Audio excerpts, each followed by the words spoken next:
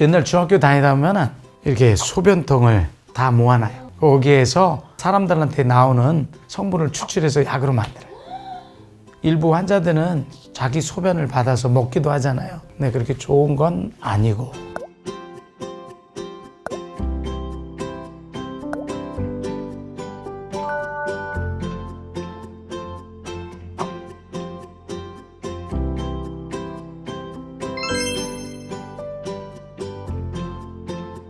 여러분, 요즘 간헐적 단식 아주 중요한 포인트죠.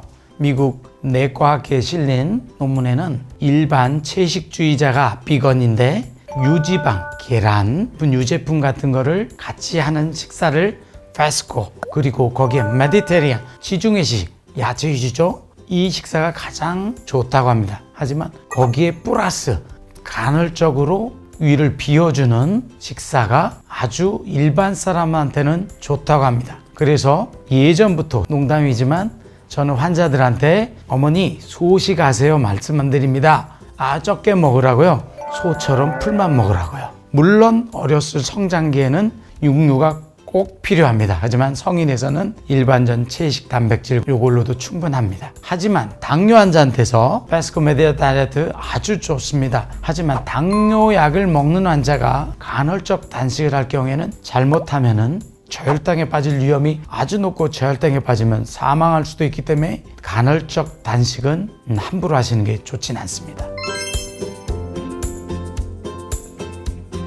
소변에서 당이 나오는데 여러분이 일반적으로 병원에 가면은 소변 검사를 하면 거기에는 여러 가지 피가 나오는가, 혈뇨가 있나, 당뇨가 나오나, 단백뇨가 나오나, 그리고 염증이 있나 여러 가지를 측정을 하게 되는데 주로 환자들이 오시는 경우는 소변을 봤는데 거품이 많이 나와요.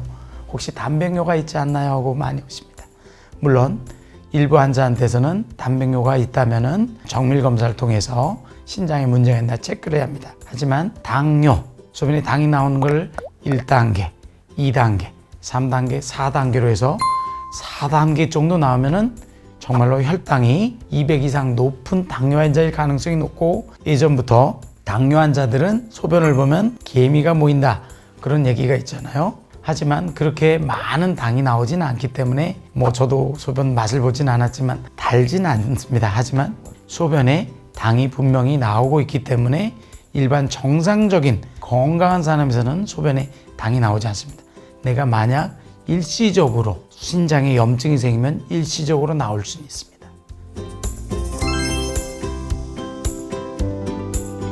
근육이 많을수록 내 몸에서 에너지를 쓸 수 있는 능력이 많습니다.